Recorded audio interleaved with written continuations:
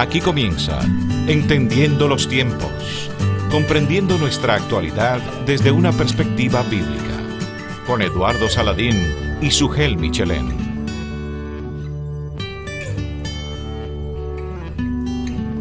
Gracias por estar con nosotros en su programa Entendiendo los Tiempos, entendiendo la actualidad desde una perspectiva bíblica. Sugel, ¿cómo te encuentras? ¿Cómo estás? Bueno, bien, un poco ronco, pero por lo menos podemos hablar. ¿Estás agripado? Parece que tengo alguna afección en la garganta, pero nada de cuidado. La semana pasada tuvimos la conferencia Divorciado pero no destruido y tuvimos una buena asistencia de personas que estuvieron con nosotros y se gozaron con los principios que se expusieron acerca de la palabra de Dios. Hubo testimonios y también hubo un tiempo de preguntas y respuestas. Bueno, aunque yo no pude estar, tú sabes que estaba fuera de la ciudad en una conferencia, pero oí muy buenos reportes de la conferencia y aunque se quedaron muchas preguntas sin responder. Sí. Si habían 40 o 50 preguntas, solamente se pudo responder 8 o 10 preguntas, quizás como mucho, no tengo la cantidad vamos a ver exacta. si se puede hacer un panel después con todas esas preguntas que quedaron sin respuesta. Sí, en el formulario de evaluación de la conferencia, Sugel, muchos de los asistentes quieren que se haga otra conferencia también. Lo que tenemos que ver si podemos hacer tener un tiempo con las personas que vinieron para responder esas preguntas. Pero eso te dice que el tema es relevante, que hay mucha gente buscando respuestas y yo estoy seguro que mucha de la gente que asistió tal vez ni siquiera era creyente. Es así. Queremos saludar siempre a las personas que nos están escuchando, a las personas que nos están viendo en Argentina, Chile, Colombia, Ecuador, Puerto Rico, México, España. Bélgica, Estocolmo. Todos esos oyentes que están con nosotros y aquellos que nos siguen por el internet. Sugel, hoy tenemos un tema sumamente interesante. Tú predicaste hace un tiempo acerca de valores invertidos y aplicaste esto a la situación que estamos viviendo en nuestra sociedad, y no solo aquí, sino en otros países, y lo aplicaste de una manera específica a la campaña que tenía Pro Familia, donde se habla de que los jóvenes, no importa su estado civil, tienen derecho a disfrutar de las relaciones sexuales independientemente de su estado civil, sin miedo a embarazos o a infecciones de transmisión sexual. Esto ha traído muchas opiniones en contra en el país. La Iglesia Católica también se ha pronunciado contra esta campaña.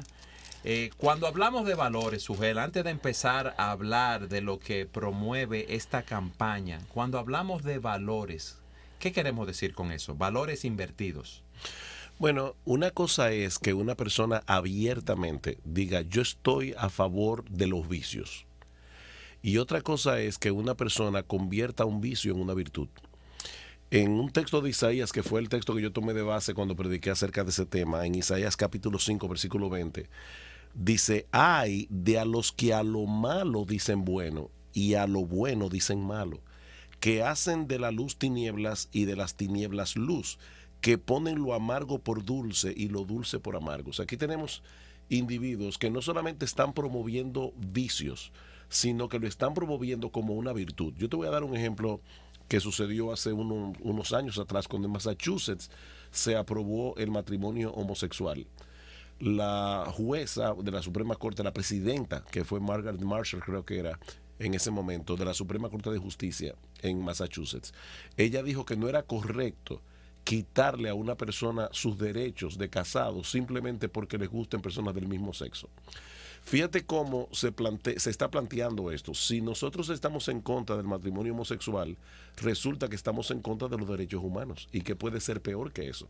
Entonces, aquellos que estamos en contra del aborto, aquellos que estamos en contra de la pornografía, aquellos que estamos en contra del matrimonio homosexual, se nos presenta como si estuviéramos en contra de los derechos de las personas.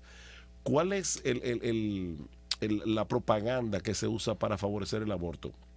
Los que están a favor del aborto no dicen nosotros estamos a favor del homicidio de bebés. Dicen nosotros somos pro-choice, o sea, somos pro-elección.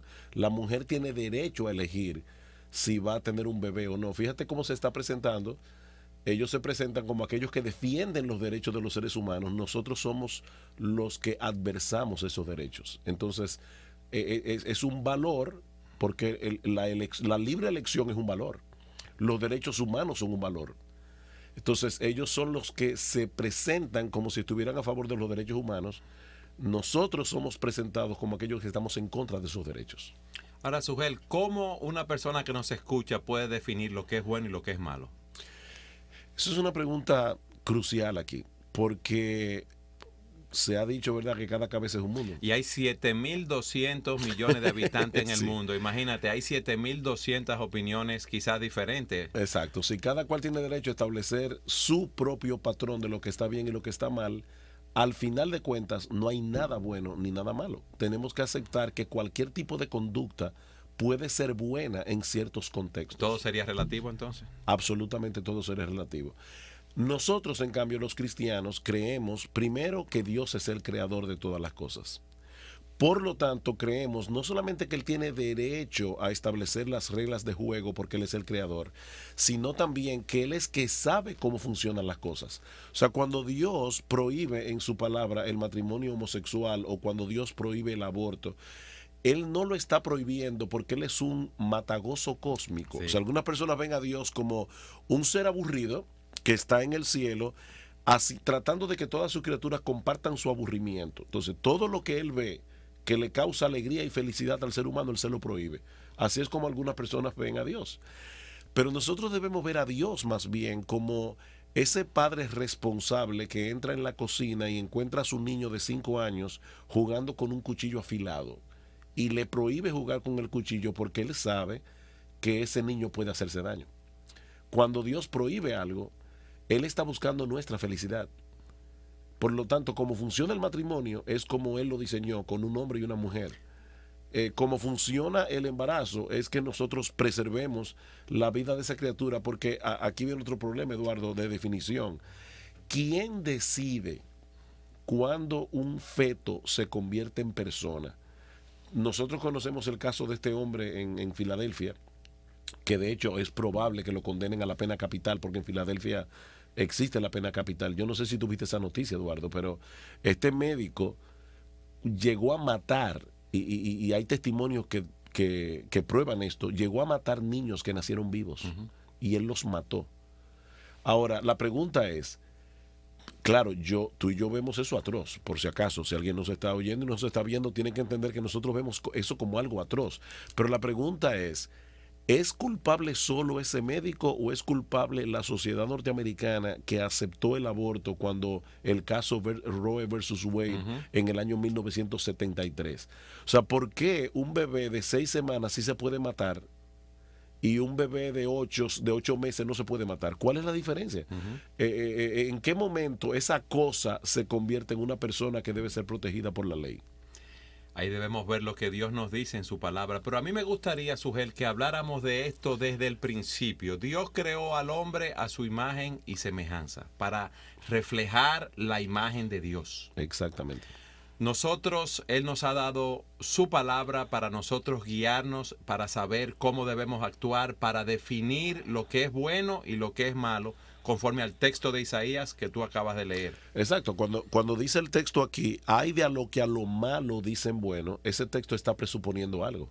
Está presuponiendo un patrón de malo y bueno que es objetivo. Porque si todo fuera relativo, ese texto no tiene sentido. Yo no pudiera llamarle a lo malo bueno ni a lo bueno malo, porque nada sería malo ni sería bueno absolutamente. O sea, tendríamos que decir, bueno, eso puede ser malo para ti, pero no es malo para mí. O pudiera ser bueno para mí, pero no es bueno para ti. No, pero ese texto es universal. Dice ay, y ese ay, Eduardo, en el hebreo, da la idea del juicio de Dios que viene sobre las personas que están estableciendo ese patrón de valores invertidos. Ay de a los que a lo malo dicen bueno y a lo bueno malo. Hay cosas que están mal, hay cosas que están bien. Y lo que decide eso no es el consenso. O sea, la moral, la ética no se define por consenso. Es Dios el que decide lo que está bien y lo que está mal. Y Él lo reveló en su palabra. Y ve, Él es nuestro creador. Vamos a hablar, Sugel, en ese sentido, vamos desde el principio. Las relaciones sexuales fueron diseñadas por Dios, son buenas, son santas. El sexo fue creado por Dios para que el hombre lo disfrute dentro del matrimonio. Hay un concepto errado en muchas personas que ven el cristianismo como algo que se opone al sexo en sí mismo, como si el cristianismo viera el sexo como un tabú. Las personas que hablan así, primero yo creo que desconocen lo que la palabra de Dios enseña, y voy a explicar ahora por qué. Pero en segundo lugar, yo creo que están mirando el cristianismo bajo el prisma del catolicismo romano, y lamentablemente tenemos que reconocer que el catolicismo romano fue fuertemente influenciado por la filosofía platónica. Yo admiro mucho a Agustín de Hipona. Creo que las Confesiones es un libro que a mí me fue de mucha bendición cuando lo leí hace muchos años atrás, pero tenemos que reconocer que Agustín de Hipona tenía una fuerte influencia platónica y eso se filtró dentro del catolicismo romano. Entonces, yo quisiera que las personas que nos están escuchando entendieran que el cristianismo bíblico, el bíblico, no se opone a las relaciones sexuales, sino que la promueven. Eduardo, tú sabes muy bien que en la Biblia hay un libro entero, Cantar de los Cantares, El libro sí, dedicado a la relación física entre un esposo y una esposa. Y ahí hay descripciones de la relación que debe haber entre un hombre y una mujer, que son tan claras que inclusive algunos a través de la historia de la iglesia han dicho que eso es hablando simbólicamente de la relación de Cristo con la iglesia o de Dios con Israel. No, yo creo que Cantar de los Cantares se escribió para describir lo que debería ser el amor sexual y físico de un hombre con una mujer a la que ama, por supuesto. Sí, ese libro nos describe cómo es el amor romántico, cómo Salomón cortejó a la Sulamita, que fue su esposa, cómo lo que sucedió en la noche de bodas, los problemas que surgen en la intimidad y cómo fueron resueltos. No, y aún, Eduardo, en Cantar de los Cantares hay pasajes donde la Sulamita le expresa claramente a su esposo los deseos que ella tiene. O sea que es un libro muy claro y muy explícito. Hay momentos en el libro que ella dice, vámonos al campo y te mostraré mis amores de manera diferente. Exacto. O mira, por ejemplo, lo que dice en Proverbios capítulo 5. Hablando de la mujer adúltera, le dice este padre a su hijo, educándolo para tener una sana sexualidad, que es lo que nosotros promovemos. Dice, bebe el agua de tu misma cisterna y los raudales de tu propio pozo. Dice, sea bendito tu manantial y alégrate con la mujer de tu juventud. Como sierva amada y graciosa gacela, sus senos te satisfagan en todo tiempo y en su amor embriágate siempre. O sea, dice el texto hebreo. O sea que claramente ahí se está presentando a una pareja de esposos que de hecho ya tienen años de casados. Es así como dice la Sulamita a su esposo, ven, emborrachémonos de amores. Pero fíjate que dice con la compañera de tu juventud. De tu juventud, ya los años han pasado. Con otra mujer. No, ya los años han pasado, ya ella no tiene la figura que tenía cuando nos casamos. Hay libras de más, algo de celulitis. Uno mismo también ya está más gordo, se le ha caído el cabello, pero sin embargo, dice, todavía en esa etapa del matrimonio, ellos pueden disfrutar de una sana sexualidad. Y hay un texto en el Nuevo Testamento que yo no quisiera dejar de leer, Eduardo, que está en Hebreos, capítulo 13. Porque este texto sí que enmarca todo lo que está mal y lo que está bien. En Hebreos 13:4 dice, honroso sea en todos el matrimonio y el lecho sin mancilla. La palabra lecho que aparece ahí es la palabra griega koites, de donde viene nuestra palabra coito. O sea que ahí se está hablando de la relación sexual. Y dice que la relación sexual en el matrimonio es sin mancilla. Esa es una palabra griega que aparece 3 veces más en el Nuevo Testamento. Una de ellas para referirse a la religión verdadera. Dice la religión pura y sin mácula, es la misma palabra griega. Otra vez para referirse al cielo. Dice que nosotros tenemos una herencia que no tiene mancha. Otra vez, Eduardo, para referirse nada más y nada menos que a Jesucristo como el sumo sacerdote que no tiene mancha. Y aquí se está refiriendo al sexo en el matrimonio. O sea, el sexo en el matrimonio es sin mancilla, es honroso. Ahora, ese texto no termina ahí. El texto termina diciendo, pero a los fornicarios y a los adúlteros los juzgará Dios. O sea, la Biblia promueve el matrimonio, el sexo dentro en del contexto del matrimonio. Suel, qué interesante. Vamos a continuar hablando del diseño de Dios para la relación sexual, en ese aspecto lo que tú estás explicando en nuestro próximo segmento. Siga con nosotros en Entendiendo los Tiempos.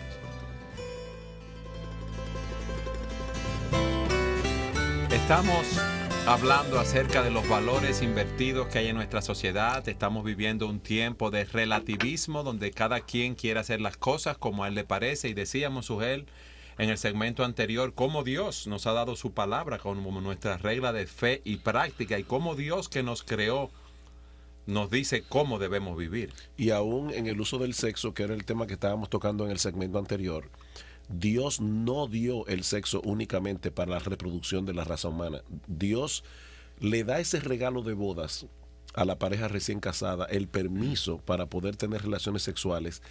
Y lo que la Biblia presenta es que Dios espera que esa pareja disfrute de las relaciones sexuales a lo largo de toda su vida, aun cuando ya la mujer no puede seguir dando a luz.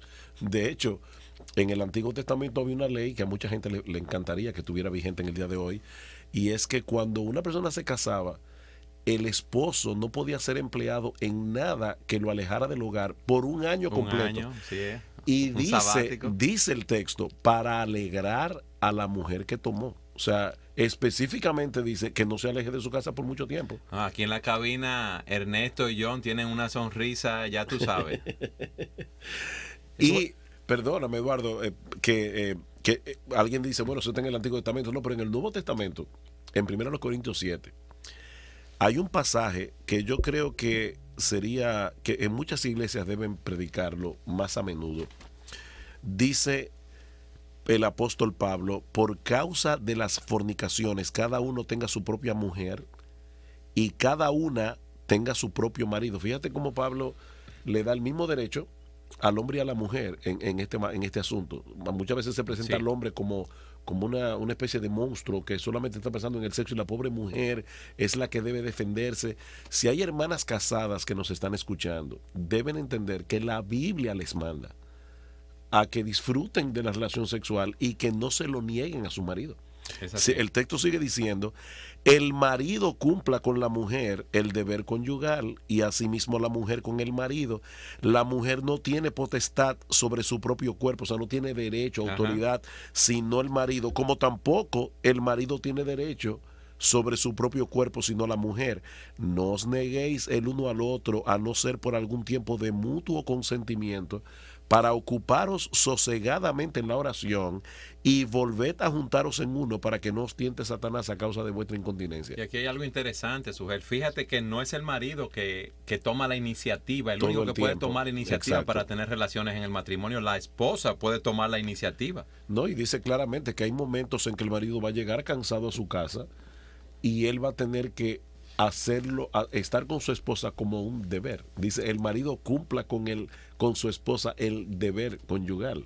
Entonces, Sugel, hemos visto que Dios creó al hombre, Dios nos dio su palabra para que nosotros sepamos cómo debemos vivir. Dios nos ha dicho que las relaciones sexuales son santas, justas y buenas dentro del matrimonio. ¿Qué es lo que pasa en nuestra sociedad ahora?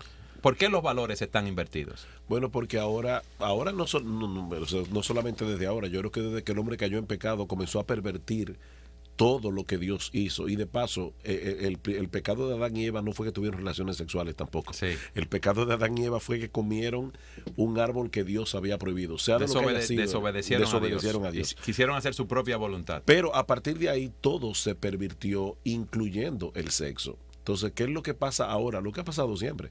El hombre ha querido hacer del sexo una diversión, como comer, como cualquier acto animal. O sea, yo quiero tener relaciones sexuales con cualquier mujer que se me presente sin ningún tipo de compromiso, que es lo que el matrimonio te plantea. O sea, yo puedo tener relaciones sexuales con esa mujer a la que yo ya me he comprometido en un pacto de matrimonio a amar hasta que la muerte nos separe.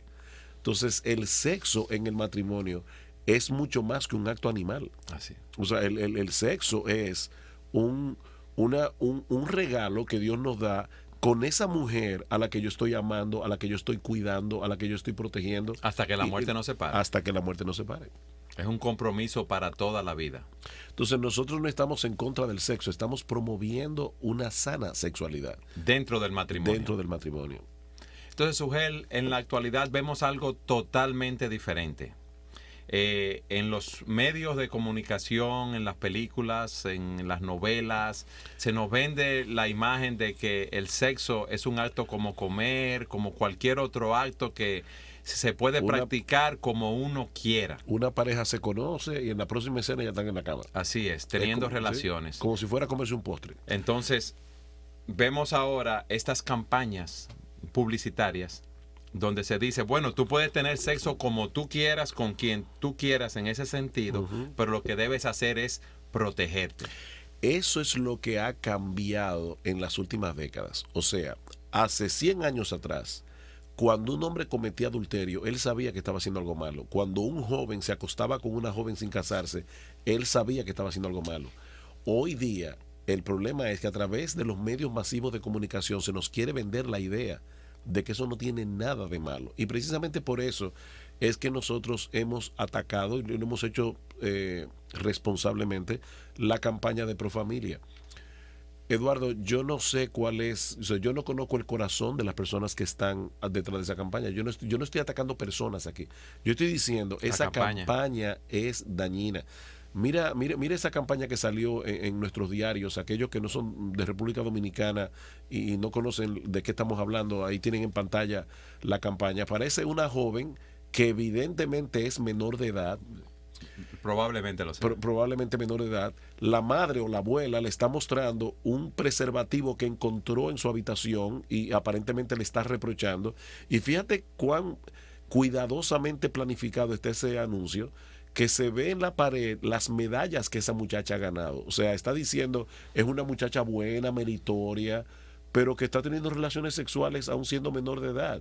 Y lo que el texto de la campaña dice es, tienes derecho a disfrutar de relaciones sexuales independientemente de tu estado civil, sin miedo a embarazos o a infecciones de transmisión sexual.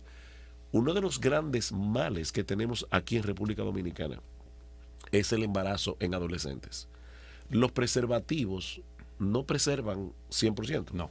Ni de embarazos no deseados, ni de enfermedades de transmisión sexual. Ahora, ese no es nuestro mayor problema. Nuestro mayor problema es que se está violando la palabra de Dios, se está violando la mente de Dios, el mandato de Dios. O sea, vamos a suponer que se pueda diseñar un preservativo que sea 100% seguro. Sigue siendo incorrecto que nosotros promovamos que jóvenes que todavía están en formación, que no han hecho un compromiso en el matrimonio, estén relacionándose a ese nivel de intimidad, porque se están abocando a una mala sexualidad en el futuro. O sea, ellos no solamente están pecando contra Dios, lo cual ya es terriblemente malo, sino que al mismo tiempo se están dañando emocionalmente. Imagínate una joven de 14 años, Eduardo, que no salga embarazada, vamos a suponer que no sale embarazada, se cuidó muy bien y tuvo relaciones sexuales con un novio a los 14, con otro novio a los 15, con otro a los 16. ¿Qué va a pasar con esa joven cuando tenga 20, 21, 22 años? ¿Cuál es la mentalidad que esa muchacha va a tener? Emocionalmente inclusive. Va a estar, ¿cómo se llama esto? Los estamos empujando a tener una vida de adultos cuando no están todavía preparados para asumir el compromiso de una vida de adultos. Lo que pasa es que alguien que nos está oyendo, que nos está viendo, puede decir, sí, pero eso es una realidad, entonces vamos a actuar en conformidad a la realidad que estamos viviendo, vamos a darle un preservativo para entonces proteger de una enfermedad de transmisión sexual o de un embarazo no deseado. Esa es la racional que está detrás de eso. Pero si nosotros queremos realmente hacer algo, lo que tenemos que hacer es educar a los padres para que los padres eduquen a sus hijos. Uno de los problemas que tiene esa campaña de Profamilia es que ellos se están tomando el derecho de establecer los derechos. O sea, están pasando por encima de la autoridad de los padres y le están diciendo a jóvenes menores de edad que viven bajo el techo de esos padres que son los que los mantienen, los que les pagan los estudios. Resulta que ahora es Profamilia la que está entrando en el hogar y está diciéndole a los hijos, no escuchen la voz de sus padres. Si ellos les prohíben tener relaciones sexuales, no les hagan caso. Nosotros somos los que tenemos el derecho de establecer los derechos. No es que los derechos solamente los puede establecer una persona que tenga autoridad. Y el único que tiene autoridad para establecer los derechos es Dios. Y Dios ha dicho claramente, no, tú no tienes derecho a tener relaciones sexuales fuera del matrimonio. No tiene ese derecho. Y pro familia no se lo puede dar, ni nadie se lo puede dar. Es así. Entonces, un padre, una madre que nos está escuchando, que tiene su hija de 13, 14, 15, 17 años, 18 años, que vive bajo su techo, que le ha inculcado valores, que quiere que su hija llegue virgen al matrimonio, que sabe lo que es ese pacto que uno hace cuando se casa en la presencia de Dios, o que le ha inculcado los principios de la palabra de Dios y le ha dicho, mira mi hijo, el sexo dentro del matrimonio es bueno, pero dentro del matrimonio, no fuera del matrimonio, presérvate, virgen para el matrimonio. Se ve ahora enfrentado con estas cosas, Suel. Exactamente. Ahora, déjame decir algo, no a favor de Profamilia, pero sí identificándome con una preocupación que ellos tienen. Yo creo que tratar el sexo como un tema tabú también es incorrecto. Claro. Y nosotros debemos promover que los padres hablen del sexo con sus hijos. Tú sabes que en nuestros medios, Suel, en nuestras sociedades, muchas veces es un tema tabú. Y nuestros hijos aprenden acerca del sexo en la calle, con los amigos y en otros lugares que no debe ser. Fíjate, nosotros, dice la Biblia, debemos tener la mente de Cristo. Y Cristo en su palabra trata el sexo de una manera muy normal. Entonces, si yo trato el sexo como algo sucio, como algo pecaminoso en sí mismo, no es porque yo soy más santo, es que yo no estoy teniendo la mente de Cristo, yo no estoy funcionando conforme a la mente de Cristo. Yo recuerdo cuando mi esposa y yo nos casamos, aún antes de tener hijos, nosotros nos propusimos hacer varias cosas al respecto. Vuelvo y repito, antes de tener hijos. En primer lugar, nos propusimos que nunca íbamos a usar ningún apodo para referirnos a ninguna parte del cuerpo humano. O sea, cada parte del cuerpo humano tiene su nombre dado por el diccionario. Cuando a los órganos sexuales yo le pongo un apodo, yo estoy enviando un metamensaje. Yo estoy diciendo que de eso no se habla abiertamente. Eso es algo sucio. Y cada parte del cuerpo tiene su nombre, y mi consejo a los padres es: usen el nombre del diccionario para referirse a cada parte del cuerpo.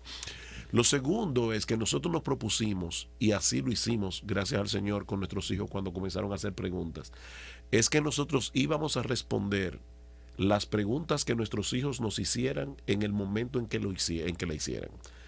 Eso es muy importante, porque cuando una niña de 6 años le pregunta a la mamá, mami, ¿de dónde vienen los bebés? Esa niña de 6 años no está esperando toda una explicación de sexología. Es una niña de 6 años. Pero podemos explicárselo como a una niña de 6 años. Exacto. ¿Qué nosotros hicimos? Le dijimos a nuestra hija cuando preguntó eso, bueno, mira, las madres tienen una semilla, y la palabra es correcta porque es la palabra que se usa en la Biblia, una semilla que es fecundada y el bebé comienza a crecer en la barriga de la mamá. En ese momento, a una niña de 6 años, es lo que ella necesita saber. Esa respuesta es satisfactoria. La segunda pregunta que va a hacer más adelante es, ¿y cómo se fecunda esa semilla? Y la mamá le puede decir, bueno, el papá también tiene una semilla que se la da a la mamá y de esa manera se fecunda. Puede ser que esa niña se sienta satisfecha con la respuesta. La próxima pregunta que va a venir más adelante probablemente va a ser, ¿y cómo es que el padre le pone la semilla a la mamá? Entonces, a medida que la niña va preguntando, o el niño, o el joven, uno le va respondiendo. Y uno debe hacerlo con la mayor naturalidad del mundo.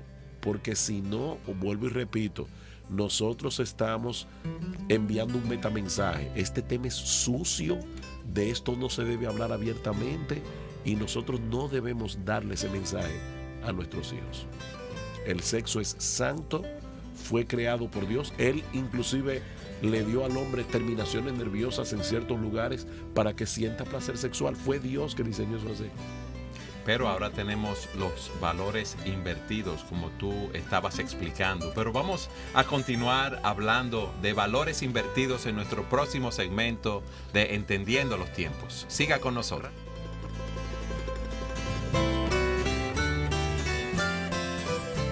Valores invertidos es el tema que estamos tratando hoy en Entendiendo los Tiempos. Hemos visto cómo hay una crisis de valores porque cada persona quiere vivir como a él le parece. definiendo lo que es bueno y lo que es malo como a esa persona le parece, y nosotros hemos sido creados por Dios. Dios nos ha dado su palabra, y en el área de las relaciones sexuales hemos visto cómo Dios diseñó esas relaciones como para que fueran santas, justas, buenas, un deleite dentro del matrimonio. Y lo que pasa hoy en día es que el sexo se practica como a cada quien le parece, fuera del diseño de Dios, y estamos cosechando, estamos viendo el fruto de no seguir lo que Dios dice en su palabra. Sugel, nos llegaba una pregunta de una persona de Estados Unidos que decía cómo soportar la presión, decía, de esos valores invertidos, o cómo vencer en la lucha de esos valores invertidos. Pero antes de contestar esa pregunta tenemos una llamada. Adelante. Sí, buenos días. Le doy muchas gracias al Señor por este programa. Ha sido de gran bendición para nuestra vida aquí en los Estados Unidos. En esta mañana providencialmente me encuentro en la casa, y es un tema muy importante para mí porque tengo un teenager de 13 años y una niña de 10. Es muy difícil aquí en los Estados Unidos porque uno trata en el hogar, en la iglesia, de darle la palabra de Dios, pero en las escuelas, con los amigos, en los medios, los niños aprenden todo lo contrario. Y en estos días la niña tiene un talent show en la escuela y me decía: mami, yo quiero participar este viernes y quiero cantar una canción cristiana. Pero cuando ella se lo comunica a la maestra le dice: tú tienes que pedirle permiso al principal porque es una canción que habla de Dios. Pero hay un grupo de niñas que van a hacer un baile del belly dance, que es la danza del vientre. Ajá. Y tienen el permiso del principal. Entonces yo digo, se ve muy sencillo, pero realmente está llevando un mensaje todo lo contrario. Mira, hermana, no sé. Definitivamente usted tiene toda la razón. O sea, nosotros vivimos en un mundo donde las cosas funcionan al revés. O sea, no se le da permiso a una niña de 10 años a hablar de Dios en la escuela, pero sí se le da permiso a niñas de 10 años a hacer una danza que indudablemente muestra una forma muy sensual de moverse, que ni siquiera es apropiada para la edad. Aparte de que es indecente en cualquier edad que se haga a nivel público, pero mucho más cuando se trata de niñas. Sin embargo, nosotros tenemos que recordar que estamos en un mundo donde las cosas funcionan así, al revés. Pero nosotros tenemos recursos muy poderosos a la mano. Nosotros tenemos la palabra de Dios. La Biblia Amén. Dice que la palabra de Dios es viva y eficaz. Nosotros tenemos que darle la palabra de Dios a nuestros hijos precisamente cuando todavía están tiernos de edad y no han sido moldeados por el mundo. Pero en segundo lugar, nosotros tenemos a nuestro lado el poder del Espíritu Santo que puede transformar a nuestros hijos y aún darles el valor, si se convierten al Señor, de vivir como cristianos en un mundo donde los cristianos son rechazados. Nosotros tenemos ejemplos en la Biblia como el ejemplo de Daniel. Daniel fue enviado a Babilonia probablemente cuando tenía 15 años de edad. Y una de las cosas que nosotros aprendemos en el libro de Daniel es que de inmediato trataron de, yo le llamo a eso, babilonizarlos. O sea, un lavado de cerebro. Un lavado de cerebro. Trataron de cambiarle los nombres y le pusieron nombres paganos que hacían alusión a los ídolos de Babilonia. Trataron de quitarle su raíz hebrea, de hacerles olvidar la ley. Y Daniel y sus amigos se mantuvieron fieles a Dios hasta el final. Ese es el poder del Evangelio, ese es el poder de la palabra de Dios y del Espíritu Santo morando en nuestros corazones. Sí. Algo más, hermana. Cuando mis hijos estaban pequeños, que teníamos diferentes tipos de embates, personas que hablaban cosas diferentes a lo que nosotros veíamos en la palabra de Dios, nosotros nos concentramos en instruir a nuestros hijos en la palabra y levantar las murallas de la palabra de Dios a su alrededor. Y enseñarles que independientemente de lo que las otras personas pudieran pensar, nosotros íbamos a llevar nuestras vidas conforme a lo que Dios decía en su palabra, y cada cosa que sucedía tratábamos en nuestro tiempo con nuestros hijos explicarlo a la luz de los principios de la palabra de Dios, de manera que esos principios lo formaran. Y segundo, que no importa lo que el mundo les diga, qué embates reciban, ellos traten de responder con estos principios de la palabra de Dios. Y algo importante, yo no sé si usted fue la que envió la pregunta, porque la pregunta suya por el teléfono es muy similar y estamos respondiendo a las dos preguntas a la vez. Okay. Yo la envié por Facebook, exacto, pero pensé que no tenían conexión con Facebook y por eso decidí llamar telefónicamente. Le agradecemos mucho su llamada. Una cosa que queremos decir y enfatizar aquí es la siguiente. Nosotros debemos enseñar la palabra de Dios a nuestros hijos, debemos mostrarles los mandamientos de Dios, que debemos obedecer a Dios antes que a los hombres, pero al mismo tiempo yo creo que a veces nosotros los padres cristianos fallamos en mostrar en una manera clara y evidente a nuestros hijos el gozo de ser cristianos. Y yo digo esto porque nosotros debemos también mostrarles, aún con nuestro ejemplo, lo maravilloso que es Cristo. Cristo, por Él vale la pena vivir y morir. Porque si nosotros nos concentramos únicamente en decir lo que está mal en el mundo y dar los mandamientos de la ley de Dios, y eso está muy bien porque la palabra de Dios nos dice que debemos instruir a nuestros hijos con la palabra, pero al mismo tiempo tenemos que mostrarle el otro lado, la otra cara del asunto. La gracia de Dios es maravillosa y nuestro Señor Jesucristo es extraordinario. Entonces nuestros hijos deben vernos a nosotros, ver disfrutando la vida cristiana, vernos disfrutando el evangelio. El gozo de ser cristiano. El gozo de tener a Cristo con nosotros, porque ellos van a decir, yo quiero tener eso que papi tiene, o eso que mami tiene. O sea, no es simplemente como el lema que a veces nosotros usamos en broma de, ¿cómo que tú dices, Eduardo, muchas veces? De moralidad. Rectitud, moralidad y trabajo. Exacto, rectitud, moralidad y trabajo. En esta casa todo se hace correctamente. No, eso no es solamente el evangelio. El evangelio, claro que promueve la rectitud, pero el evangelio promueve también la alegría de vivir. El evangelio promueve el gozo de poder disfrutar las cosas buenas que Dios nos ha dado. Dice en 1 Timoteo capítulo 6, hablando a los ricos que tienen más posibilidades, a los ricos de este siglo manda que no sean altivos, que no pongan su esperanza en las riquezas, las cuales son inciertas, sino en el Dios vivo que nos da todas las cosas en abundancia para que las disfrutemos. O sea, nosotros debemos disfrutar la vida. De hecho, en 1 de Pedro capítulo 3 dice, el que quiere amar la vida y ver días buenos. O sea, nosotros debemos amar la vida y nuestros hijos deben vernos a nosotros disfrutando de las cosas buenas que la vida nos da, porque Dios nos la da. Porque la vida es un concepto abstracto, es Dios que nos da las cosas para que las disfrutemos. Y nuestros hijos deben vernos haciendo eso. Hay una ilustración que yo he usado a veces en sermones. ¿Dónde es que está el problema de los cristianos en el uso del mundo? Y es el caso de dos muchachas antes de que llegara la época de la internet, que tenían sus novios viviendo fuera del país. Y las dos muchachas anhelaban que llegara el día 15 y el día 30, que llegaba el cartero con cartas de los novios. Una de ellas porque estaba esperando recibir carta del novio, la otra porque se había enamorado del cartero. Entonces, el problema es que hay cristianos que en vez de ver las cosas buenas del mundo como cartas de un padre amante, se enamoran del cartero, se enamoran del mundo, se enamoran de lo mundano. Y no es de eso que estamos hablando. Pero yo creo que nosotros debemos mostrar a nuestros hijos también el gozo, la alegría de ser cristianos. De la bendición que nosotros tenemos en Cristo y cómo Él nos da también todas las herramientas para, como tú dices, disfrutar de todo lo que Él nos ha dado. Debemos recordar a los amigos que pueden comunicarse con nosotros a través de nuestro correo electrónico entendiendolt@gmail.com.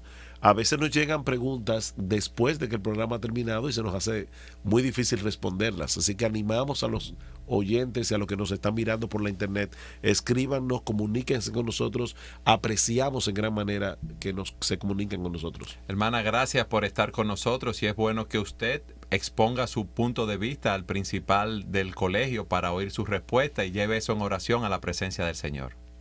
Sugel, hay algo interesante en esto de los valores invertidos.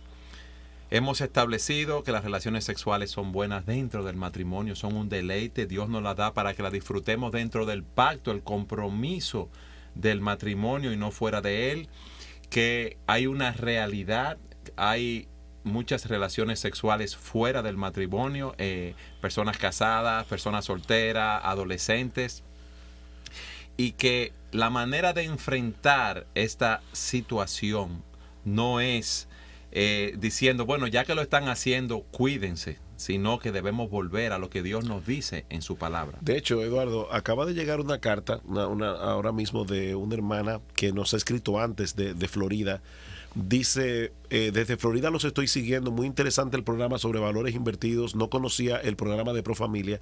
He escuchado a algunos padres que tienen hijos adolescentes que justifican que es preferible darle a los hijos los anticonceptivos para evitar el embarazo, porque igual van a tener relaciones fuera del matrimonio.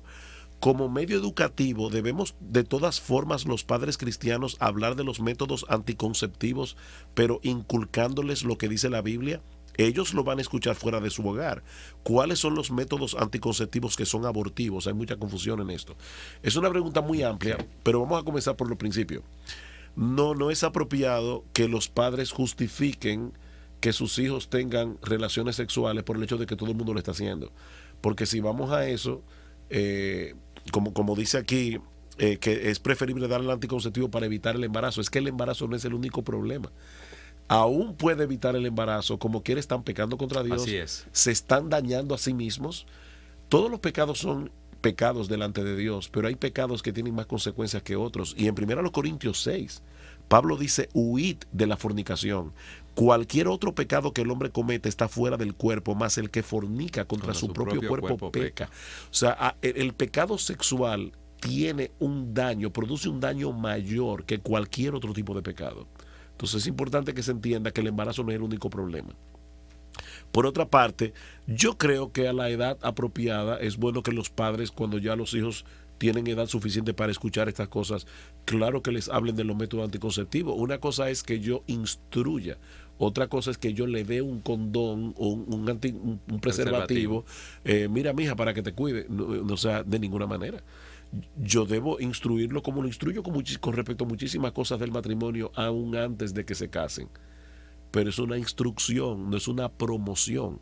Los padres que entregan un preservativo a sus hijos están promoviendo, los están empujando a una vida de adultos cuando todavía no pueden sobrellevar eso.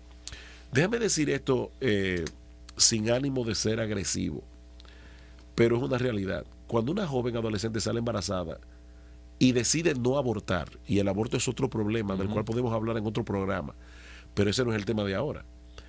Esa muchacha decide tener el bebé. Eduardo, ¿quién es que va a cargar con esta nueva criatura, una joven de 15, 16 años? Los padres y la familia de ella. Los padres, o sea, Profamilia le está diciendo a los hijos, por encima de la cabeza de los padres, tengan relaciones sexuales. Pero no es Profamilia que le va a criar a los muchachos cuando salgan embarazadas. Son los padres a quienes ellos están minando su autoridad, los que se van a hacer cargo de ese problema. Entonces, por donde quiera que tú veas esta campaña, Eduardo, es una campaña de valores invertidos, es una campaña negativa, es una campaña que corrompe a nuestros jóvenes y es una campaña que daña a nuestra sociedad. Es una realidad, Sugel. Siga con nosotros en su programa Entendiendo los Tiempos. En el próximo segmento veremos qué debe hacer usted como padre para instruir a sus hijos y poder trabajar con ellos. Gracias por estar con nosotros en su programa Entendiendo los Tiempos. Queremos saludar a las personas que nos están escuchando por esta emisora y a aquellos que nos están mirando a través del internet. Chile, Argentina, México, Ecuador, Estados Unidos. Sugel, qué interesante poder hablar de valores invertidos y ver que la sociedad está cosechando el fruto de haber dado la espalda a lo que Dios dice en su palabra. Quizás alguien está escuchando nuestro programa y se está preguntando de las personas que nos escuchan, ok, yo soy un padre, yo tengo a mis hijos, viven conmigo bajo mi techo, algunos son adolescentes, algunos son mayores de edad. ¿Qué yo debo hacer para preservar a mis hijos, para que no tengan esos valores invertidos, Joel? Una de las cosas que nosotros vemos en el libro de Proverbios es que aquí tenemos a un padre que le dedica tiempo a su hijo. Eso es muy importante. Que habla con su hijo. Y tú te pones a ver todos los temas que toca Proverbios. En Proverbios se habla del sexo, se habla de la mujer ramera, se habla de la vagancia, se habla del trabajo, se habla hasta de salir de fiador. El padre le dice, hijo mío, no salga de fiador para que no quedes presa de un adversario. Entonces, en ese sentido, lo primero que nosotros debemos promover en los hogares es que los padres hablen con sus hijos, que desarrollen con ellos una relación de cercanía, de apertura, de transparencia. Mire, Eduardo, cuando tú tienes una niña de 5 años que te dice que está jugando con una taza de plástico y te quiere hacer un café y un juego, si tú no te tiras en el piso a jugar con tu niña de 5 años, no esperes que cuando tenga 15, cuando tenga 16, te abra su corazón, porque comienzan a gustarle los muchachos, porque comienza a lidiar con sus hormonas, y lo mismo con los varones. O sea, a veces los padres esperan que los hijos lleguen a esa edad para entonces comenzar a tratar con todos esos problemas. No, uno debe comenzar a sembrar en ellos la palabra de Dios desde que nacen, desde el principio. Alguien puede decir, lo que pasa es que tú sabes que yo vivo muy ocupado para subsistir, para proveer para mi hogar, para poderlo enviar al colegio, darle su sustento, su abrigo. Y quizás piensan que esos aspectos, los cuales son muy importantes, son más importantes que la instrucción de sus hijos. Yo le diría a una persona que dijera algo así, y es posible que haya alguien que tenga una situación económica tan mala que definitivamente dedique demasiado tiempo al trabajo, eso es posible. Sin embargo, también es una realidad, Eduardo, que cuando nosotros examinamos lo que hacemos con nuestro tiempo, nos damos cuenta que hay muchas cosas que nosotros hacemos que no son trabajo, a la que nosotros dedicamos tiempo porque nos importa. El otro día, hablando con una persona que me decía que no tenía tiempo para leer la Biblia, no tenía tiempo para su vida devocional, yo le dije, yo creo que tú hagas un ejercicio. La semana que viene nos vamos a ver y yo quiero que tú pongas en un papel, tú escribas todo lo que tú hiciste en esta semana. Y cuando nosotros observamos, esta misma persona me dijo, wow, yo no me había dado cuenta de la cantidad de tiempo que yo pierdo haciendo cosas sin importancia, viendo televisión, navegando por la internet, ahora viendo el Facebook. Entonces sí hay tiempo, en la mayoría de los casos hay tiempo, es que no empleamos el tiempo correctamente. Suhel, ¿no puede ser también que no valoramos a nuestros hijos? Cuando alguien tiene joyas de valor, un anillo de oro que tiene un diamante o alguna prenda familiar, la guarda muy cuidadosamente, con mucho cuidado, la protege. Nosotros quizás no hacemos eso con nuestros hijos. O creemos que cuando están pequeñitos como que no es el momento para instruirlos. Y es la etapa donde son más moldeados, donde más debemos trabajar con ellos, que están en una etapa de formación. Hay una historia de un escritor hindú que ganó el premio Nobel en los años 20, 1920. Se llama Rabindranath Tagore. Y él tiene un cuento de una mujer viuda que ya decide irse al desierto a morir. Y pasa por una cueva y escucha una voz que le dice, entra, toma todo lo que quieras, pero no te olvides de lo más importante. Y ella entra con su niño en brazos a la cueva y se encuentra con toda clase de joyas y comienza a coger todas las joyas que ella puede y ponerse los collares que puede. Y la voz le decía, puedes tomar todo lo que quieras, pero no te olvides de lo más importante. Ella pone el niño en el piso para poder abarcar más joyas y la voz le dice, la puerta de la cueva se va a cerrar. Puedes tomar todo lo que quieras, pero no te olvides de lo más importante. Cuando la cueva comienza a cerrarse, esa señora sale corriendo con todas las joyas en la mano y el niño se le queda adentro. Lo más importante. Se le quedó lo más importante. Y esa historia, y estamos hablando del 1920 y tantos, imagínate ahora, yo creo que esa historia tiene una verdad muy poderosa que enseñar. Y es que nosotros decimos con nuestros labios que nuestros hijos nos importan, pero a la hora de planificar cómo vamos a usar nuestro tiempo, no le dedicamos a nuestros hijos el tiempo que debemos dedicarle. Y segundo, lo que decíamos al principio, respóndanle a sus hijos las preguntas que ellos hacen. Claro, conforme a su edad, a su nivel de entendimiento. Exacto, respondan las preguntas porque ellos tienen una inquietud. Y óyeme, padre, o madre que me estás escuchando o viendo por la internet, si tú no le respondes a tus hijos las preguntas que te están haciendo, créeme, ellos van a buscar la respuesta en otro lado. Y es muy probable que la respuesta que encuentren no sea la mejor. Suhel, tú hablabas que nosotros hacemos muchas actividades que podemos dejar de hacer para tener más tiempo con nuestros hijos, pero hay un aspecto yo creo que nadie quiere hacer y es sacrificarse por su familia. Uh-huh. Uno con el deseo de darle un mejor estándar de vida, un mejor sustento, un mejor abrigo, una vida más cómoda, una mayor educación, se olvida de ellos y sale entonces a producir, a trabajar, pensando que eso es lo primario. Es mejor que tengamos un estándar de vida un poco más apretado y que tengamos más tiempo con nuestros hijos. Y no quiero que termine el programa, Eduardo, sin dar esta nota. Oremos por nuestros hijos. Porque el que va a transformarlos, ni siquiera es la educación que nosotros le demos, el que va a transformar el corazón de nuestros hijos es Dios.